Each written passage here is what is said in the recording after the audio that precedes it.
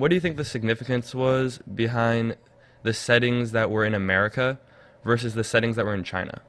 I think like just the fact in being in both China, I mean, being in America for the daughters, it's like they didn't realize the impact it made on them because they were born in that they were born into that society, right? Hmm. So then like their mothers coming from this other other setting, they were raised differently and probably more strict in a more strict community. So I don't think these daughters like really understood what their mothers went through and their like situations. So like America being more like, I guess it's more of a lenient society. Not really, you don't really have to like conform to your parents' way of raising you. It's like it was just more like relaxed. Um, so yeah, I guess the main thing I'm just trying to say is that they weren't able to like understand that their mothers were raising them from a Chinese standpoint. I mean, like point of view. Almost True. ironic because it's like, I mean, as you said that it America is like known as the land of opportunity, Hmm. but it's ironic because it puts like such a big pressure on these immigrants that they have to like learn the American traditions, learn the language, and try to treat these daughters like nicer. Like I mean, True, spanking and because stuff. it's Yeah, kind of like a America really isn't as adopting as it seems. yeah. Like I Hmm. mean, it's really hard to immigrate and then make friends. I mean, Immigrate and even integrate, yes. yeah. Mhm. Was between the rural and urban settings. I think this goes back to just being like in America, being in San Francisco, and then China. I think it was Shanghai. Like I don't know. It's like if you're raised in a rural society, then they're not really open to new ideas, you know. Hmm. And then in urban society, you're it's like a melting pot. You're bringing in all these different ideas, perspectives on how to raise kids and just how to live life. Honestly, like they were able to be themselves, more of themselves in an urban society compared to the rural areas in China. Yeah, I think you're definitely right. The first set of characters is Jing Meiwu and Suyeon-woo. And what do you think the dynamic was between those characters, and what do you think it kind of added to the book? She had a lot of leadership to begin with, and she was, although she did lose her daughters, that was like probably really devastating. But she kind of got over that obstacle and that fact, and then when she moved to the San Francisco, she kind of it goes to show how strong she is, right? Like Hmm. how she was able to lead on a club and with this burden of finding her daughters and raising the daughter already in San Francisco. I think she's just a really strong person.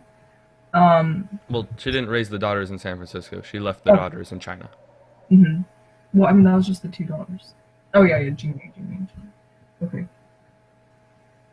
And then Jingmei, as like the daughter of the founder of the Joy Luck Club, I Hmm. think she has this cloud hovering above her that she has to take over as a leader of Joy Luck Club, and then she has to fulfill the task of going back to China and telling the other sisters that she never met, and telling the story of her mom, like not like barely knowing anything. It's like it was Yeah, all kind of last minute. I think really, true, yeah, true. I think. greater than like what they were put into. Mhm. You know, they get in. They get.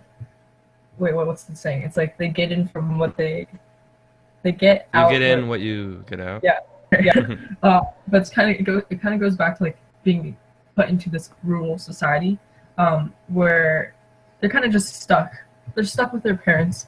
I mean, well, in this case, her like her mother that's not really open to more ideas, but like she's kind of stuck with this mom that doesn't really care like if she does become like she doesn't care what she wants. It's like Hmm. just be successful. Like she kind of just throws her out there into the world and doesn't really care for her well-being, I think. Well, I mean, she tries to focus her on some Waverly Zhang. And what do you think you can add to that? yeah, once again, like Lindo Jong, she kind of objectified her daughter, and then she kind of just raised her daughter to be a mirror for herself, like a mirror for herself that she never did become. I mean, that she never like grew up to be like the ideal daughter, you know. So Mm-hmm. it's like, Lindo. Um, so then she comes to fear that like these American customs are the reason for why there wasn't like any Chinese tradition um, that was spread to the daughters, to Waverly. So like Waverly is like like the perfect model for an American daughter, and she's like so successful being an attorney and like winning a bunch of chess tournaments as in her childhood. So like all these girls like aspire to be her. So, but then this all comes from her mother. Like she never really cared to win chess tournaments. Mm-hmm. I don't think any child would care to win chess tournaments. They want to play with dolls and stuff, like not chess pieces.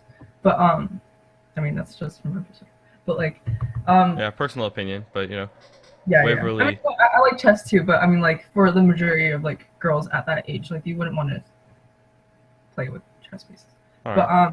she proves to be like competition to like Jingmei, and then also I think her almost has an external conflict because she puts being the daughter of Lindo, she puts this pressure on the other daughters, and then um due to the competitiveness of the mothers.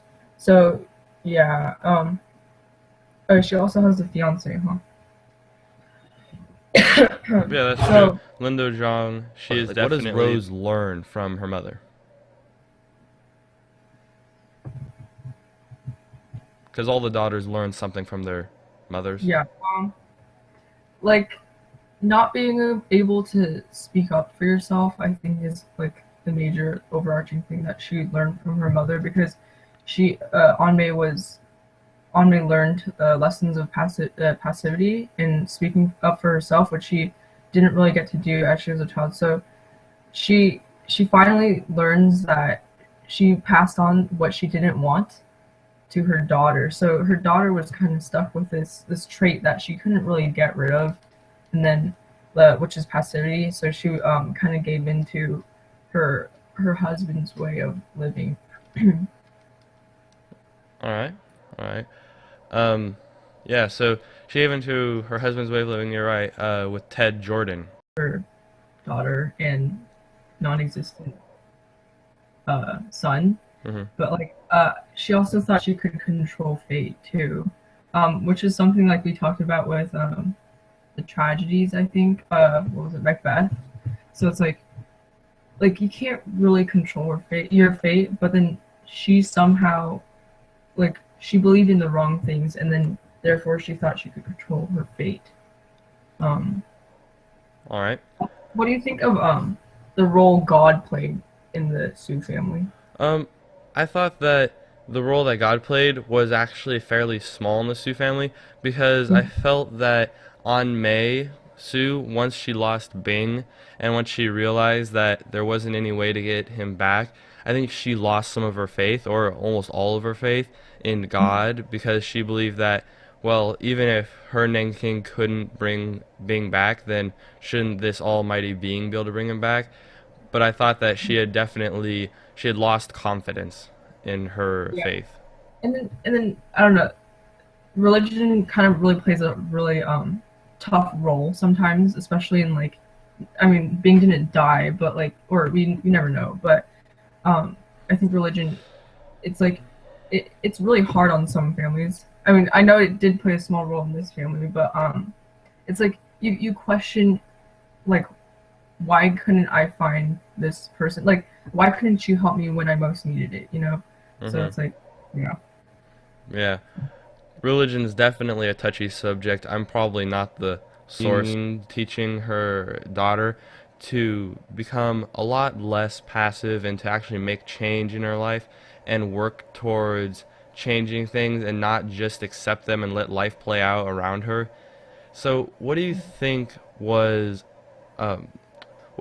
important between that, and what scenes or what settings, what actions, what events do you think really contributed to that passing of the idea between Lena and Ying Ying? I think Ying being born the year of the tiger, she feels this need to be like really strong, right? Because Hmm. Chinese tradition goes to show that tigers are, I mean, people that were born in the year of the tiger are really strong. I mean, are you born the year of the tiger?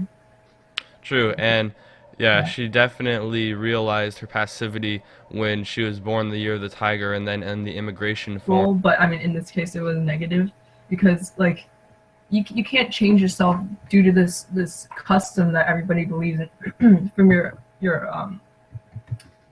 heritage. So it's like don't change yourself for something that you can't really that was from the past, especially being born in the year being born the year of the tiger. It doesn't mean you have to be this strong person. You could be whoever you are. um so like yeah, I don't. And then but she was independent at that one time, right before Hmm. learning that she wasn't uh, but then she did become passive, and then because her husband was just he just wasn't really understanding of her, right? And he didn't see her the way she saw herself. So I think that kind of played a negative role in her, like just associating herself with this um this husband that's almost like patronizing her. Hmm. Yeah. All right, I'm gonna move a little quicker here since we're already at the 50-minute Yeah. mark. Okay. Um, Um, so in terms of the past husband, and then mhm, Rich Shields, he is the soon-to-be husband. mhm. Um, what do you think is the similarities between them and the differences that makes that really contrasts for Waverly and her mother? So, what were the differences between Marvin Chen and Rich Shields? Well, Marvin, he was like heavily criticized by Waverly's mother, Hmm. Lindo. I think he was like barely given a chance, honestly. But Rich Shields being white, um, he loves Waverly unconditionally, Hmm. and even though the mother does play a negative role on these this relationship, especially because he is not Chinese, um, he kind of has this burden like why am I Caucasian, why couldn't I uh be okay. He doesn't really ask himself that, but like it's like it all comes down to race, like in tradition, Chinese tradition, how Lindo believes that okay, my daughter has to marry a Chinese man because she is Chinese. um so I think they, I don't know, Marvin being Chinese and Rich Shields being white, like the mother's perspective comes down, it is what these two men are having a relationship with. So it's like she's kind of like the third wheeler, and then she's the one who um, decides whether this works out or not. And I think Waverly is like, okay, my mom can't know about this, um, so do I continue on with this man that I love unconditionally, or no? Yeah, I feel like Waverly, she attempts to love both these men unconditionally, but I feel like Lindo Zhang, This guy who's not who doesn't really know the Chinese tradition, and she's just first impression judging this guy, and she her daughter like truly loves her, and then she's just not letting that happen because he just happens to be American. He just happens to be born in America. Yeah. mhm. All right, I'm going Um. to move past the other characters here, and Uh. That actually, if you want to talk about anything specific, you can. marriages and cope with difficult financial circumstances, and they're ultimately disheartened by bad luck because like Chinese tradition like plays Mhm. this role. You're fated to do this. You're fated to do that. But like, which of the eight main characters did you identify with the most, and why? Um, for the eight main characters I identified with the most, I mean, I wish that I identified most with Waverly, Mm, but I mean, because they all have a lot of problems here, yeah. but Waverly, she felt like she was kind of in the most control during this situation. So, I mean, I feel like I have enough control in my life, but the thing with Waverly is that she has a very critical parent. Wait. She has Lindo Zhang. While I don't feel the same, I don't think I have very critical parents. I feel Mm-hmm. like I have very supportive parents, which it doesn't seem like any of these daughters have. So it made relating to them very difficult. Yeah, definitely. I agree with you. Like she has the most control of her life. She has a strong hold of her life. She gets to be an attorney. Like these daughters, like the other daughters, they're like whatever. Like they're not being what they really want to become. They're just gonna be wives. They're gonna be Hmm. housewives, not doing anything. But this Waverly, she gets to become who she wanted to be, like an attorney, like a job, Hmm. and especially like an American job, like liberal, like an attorney, you get to say what you want to say. Like that's kind of going to show like, yeah, you have control of what you say and how you're defending your person. But yeah. Uh, what else? All right. In terms of writing style, which I'm gonna move on to now, Oh, okay. um, we definitely saw some contrast, Mm-hmm. and one of the big things is that it kind of switches between first-person perspective and third-person perspective, and we see third-person perspective, especially in the prologues, Mm-hmm. between parts. And why do you think that Amy Tan used these different perspective and changed it, especially giving third-person perspective to the prologues?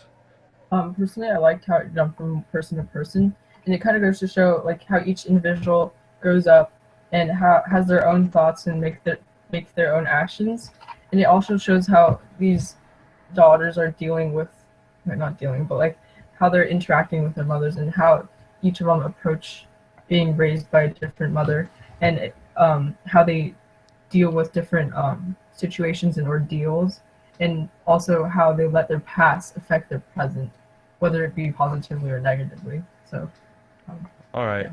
yeah. Um, okay. In terms of the prologues, though, why do you think that Amy Tan chose a third-person perspective and kept all of the characters unnamed? Over the Swan, the Candle, the Joy Luck Club, or you might have your own. Okay, so we all know a duck can't really become a swan, but so these daughters they exceed hopes, um, and then ultimately like at the what is it, international the international way. Okay, when Immigration. they're yeah. This one is taken away from them and they're left with a feather. It's like it symbolizes that you are who you are, I think, and then you make yourself who you want to be. Hmm. Um, as the duck desperately tried to become a swan, even though that's impossible. Oh, So, wow. Okay. I took it a little bit more literally and a little oh, bit more, I don't know, from a different perspective. And what I took it as was in China, the swan and the duck. she didn't even want to marry, right? And Hmm. so that I think that husband was symbolized by this feather, and like you're like I mean, yeah, she was passive, but like, yeah, you're left with what you have, and um, yeah, it goes both ways. How like the immigrants couldn't really adapt to, they were left with trying to adapt to American society. Hmm. So like they kind of had to leave their Chinese customs behind, but I mean they didn't. But that's what their ultimate goal was to try to pass on these Chinese traditions into American society. True, yeah. And a lot of it was like Harold Levotny, he didn't know the Chinese culture, and a lot of the husbands don't know the Chinese culture, and that's one of the things that the mothers. The best she can be, you know. Hmm. So it's like she's like this feather. She's left with nothing but a husband that takes full control of her life. Hmm. Um, so the candle, okay. All right. Let's just move on to the Joy Luck Club, because that's a very, very key part of the book. It's the name of the book. Okay. Um, so the Joy Luck Club. As a melting pot kind Hmm. of thing. So it's like America is like it's known as a melting pot. It brings in all these different cultures from all these different countries. So I think this Joy Luck Club it shows like where Chinese and American methods of just simply raising daughters they come together, and then it, these mothers they interact with each other, they learn from each other, and they are competitive, but they do understand where each other character is coming from, being like immigrants from China. So it shows that I don't know if I'm answering your question, but these mothers, like, this is their one outlet. This is their one outlet in which they could interact with mothers and see how they grew up and what their daughters' perspectives of how they're raising them, and kind of like just going back to Chinese tradition and how it played a role on them, and um, how they're influencing their daughters because of it. All right. Yeah, I definitely had a little bit of a different view on the Joy Luck Club because what I saw of the Joy Luck Club was a little bit closer to how it was introduced in the first chapter. Two big parts where I saw it was in chapter one, where you obviously see that Suyan Wu and the other members of the Joy Luck Club, they have to deal with the bombs being dropped and they have Hmm. to deal with that, and the way how they cope with that is by going to the Joy Luck Club, by eating food, and by feeling like, oh, let's just make the best of this situation, let's try to be happy. And they were able to be happy. Some people thought that they were crazy, but it was morally just their way to Yeah, cope with yeah. the problems. And then later we saw with Lindo Zhang, and in the rural environment when she's going to go marry Tian Yu. Hmm. And the part that the Japanese war plays there is that the Japanese war is currently going on and everyone is very scared. And when the thunder strikes, even though it's not Japanese bombs, that prevents people from going to the wedding. And it just Hmm. kind of furthers the illegitimacy of that wedding a little more than it already was with Lindo Zhang putting out the candle. So I Hmm. saw that the Japanese war was definitely pushing the plot forward in multiple places. Hmm.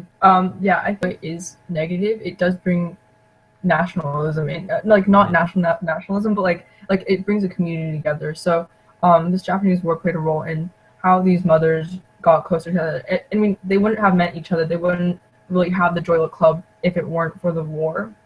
So I think, although it was negative on the country altogether, it brought this group of women together, and it brought them to have this outlet in which they could share the past and go back to the past, and kind of pass down their traditions, or try to pass down their traditions to their daughters, and how their childhood was like back then. All right. Do you want to Um, go over themes now, or do but you want I have to to? continue. But You have to go. All yeah. right. Sorry, I have this one last question. All right. What are some elements of the plot and aspects of the characters that make so many different kinds of people? Question. And really, what I thought about it was the key drawing aspect here was the consistent, different, multiple stories because it seems like a lot of people like short stories. Some people like longer stories, but this was kind of a combination of the two. This Mhm. was okay, everything connects into a longer story, but it's told in short stories and it's told in kind of a disconnected way. And we Mhm. commonly see with things like folk tales, we see it told in a sequence of short stories, and Yeah. sometimes they don't connect. But this one is like it's a hybrid between those two, and I thought that was really what was a key drawing factor. Yeah, like there's this overarching theme that they have to come into this new world, and they have to adapt to Hmm. society. So it's like that's what they all went through, and they had, I mean, along with all these other small ordeals such as marriage and stuff. True, and they But have to sit down. Also, do you want me to send you the video file? uh, Because we see people like Lindo Zhang when she's criticizing Rich Shields at the mhm. dinner. We see there's a lot of Asian culture there, a lot of Chinese culture, and that's her basis for her criticism. And Mhm. same thing with like An Mei. She had she was the wife or the concubine of a rich man, Wu Sing, I think that was. Mhm. And that was definitely something that I mean that would happen maybe in China. In sure it was a disgrace in China, but in America it wouldn't happen, or uh, probably wouldn't happen. Yeah. And so I thought that was really the key points for the culture because the mothers, they were living in China, so they got a full dose of the culture, while the daughters, they only got it secondhand from their mothers. Yeah, like uh this kind of brought me to think of Waverly as a prodigy and how she grew up to be so successful in her career. Hmm. Um, like her parents wished for her to be a genius. So it's like these parents they were